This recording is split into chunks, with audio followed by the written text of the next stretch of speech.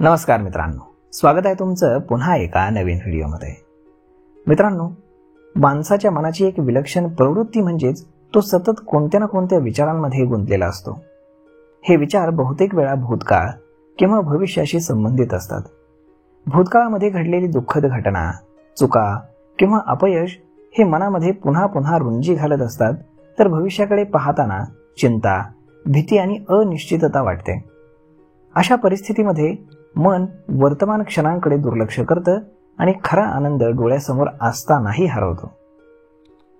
मानसशास्त्र यामध्ये असं सुचवतं की मानसिक आरोग्य आपण त्यावेळी उत्तम ठेवायचं असेल तर वर्तमान क्षणामध्ये जगण्याची कला तुम्हाला आत्मसात करावी लागेल.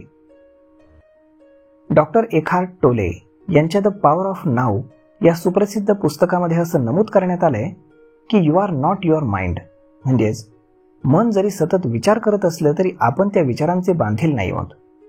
भूतकाळ जरी आपल्यावरती प्रभाव टाकत असेल तर त्यामध्ये अडकून राहणं ही सवय मानसिक अशांततेला निमंत्रण देत असते. भूतकाळातील घटना अनेकदा आपल्या भावना, निर्णय आणि वागणूक ठरवतात. रमेश मला दुखावून गेला, त्यामुळे मी आता कोणावरही विश्वास ठेवत नाही.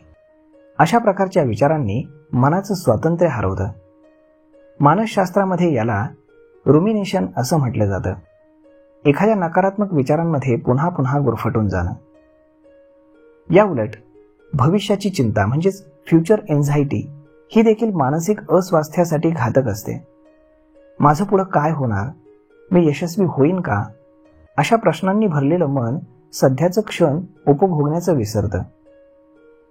2007 मध्ये जर्नल ऑफ एन्झायटी डिसऑर्डर मध्ये प्रकाशित झालेल्या अभ्यासानुसार जे लोक सतत भविष्याची चिंता करतात ना, त्यांचं कॉग्निटिव्ह परफॉर्मन्स कमी होतं आणि त्यांच्या आयुष्यातील समाधानाचं प्रमाण देखील घटत जातं.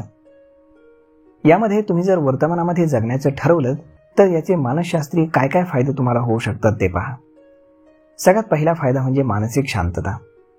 वर्तमानामध्ये क्षणांकडे लक्ष केंद्रित केल्यास मन निरर्थक विचारांमधनं मुक्त होतं आणि मन शांत राहिलं की भावनिक सुसंतुलन टिकवणं शक्य होतं.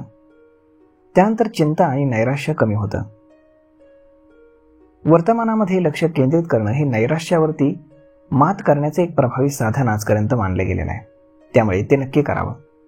त्यानंतर तुमच्या कार्यक्षमतेमध्ये देखील वाढ होते, कारण जेव्हा मन भूतकाळ किंवा भविष्यामध्ये न अडकता वर्तमानामध्ये एकाग्र होतं ना, तेव्हा आपली एकूण कार्यक्षमता वाढते. हार्वर्ड बिझनेस रिव्ह्यू मधील एका रिपोर्टनुसार वर्तमान क्षणामध्ये राहणारे कर्मचारी हे अधिक उत्पादनक्षम समजले जातात. त्यानंतर तुमच्या नातेसंबंधांमध्ये देखील सुधारणा होते. वर्तमान क्षणामध्ये राहणं म्हणजे समोरच्या व्यक्तीकडे संपूर्ण लक्ष देणं. अशा संवादानं आपुलकी आणि विश्वास वाढीस लागतो. आता वर्तमानामध्ये जगण्याचे काही मानसशास्त्रीय मार्ग आहेत, त्याचा तुम्हाला सराव करावा लागेल.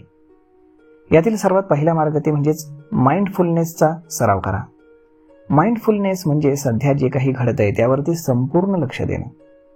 उदाहरणार्थ, जेवण जेवत असताना त्याचा सुगंध, चव, पोत याकडे लक्ष द्या. अमेरिकन सायकोलॉजिकल असोसिएशनच्या संशोधनानुसार दररोज 10 मिनिटं माइंडफुलनेसचा सराव केल्यानं मानसिक आरोग्य तुमचं लक्षणीय सुधारेल. त्यानंतर तुमच्या श्वासावरती लक्ष केंद्रित करा.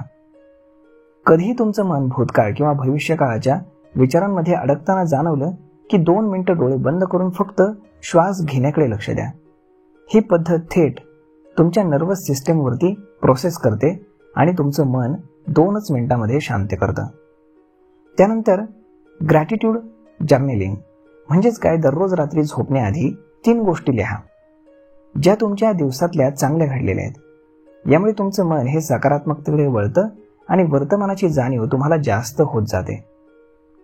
आणि सगळ्यात महत्त्वाची गोष्ट म्हणजेच ॲक्सेप्टन्स, कारण भूतकाळ बदलता येत नाही आणि भविष्यावरती तुमचं नियंत्रण नाही. त्यामुळे जे आहे ते आहे असं स्वीकारा.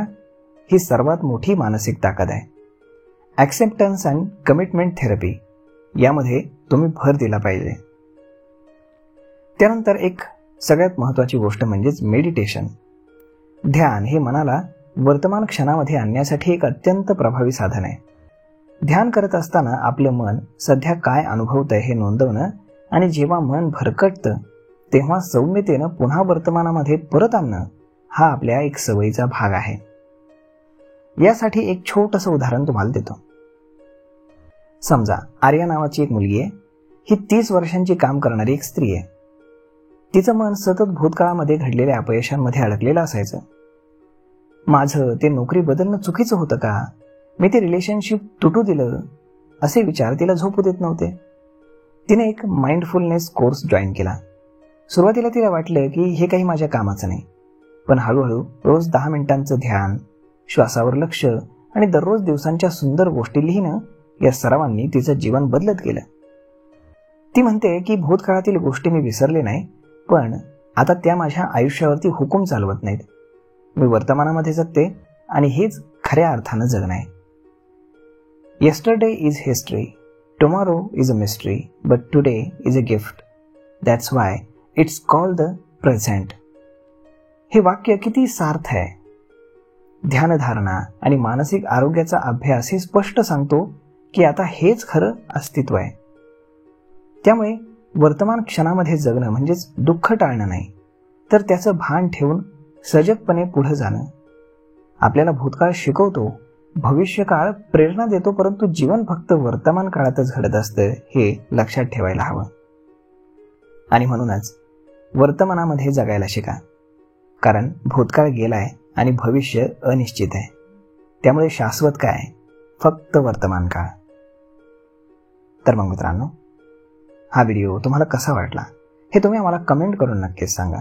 आणि जर आवडला असेल तर आपल्या जवळच्या मित्रमंडळींसोबत देखील हा व्हिडिओ तुम्ही शेअर करायला विसरू नका. धन्यवाद.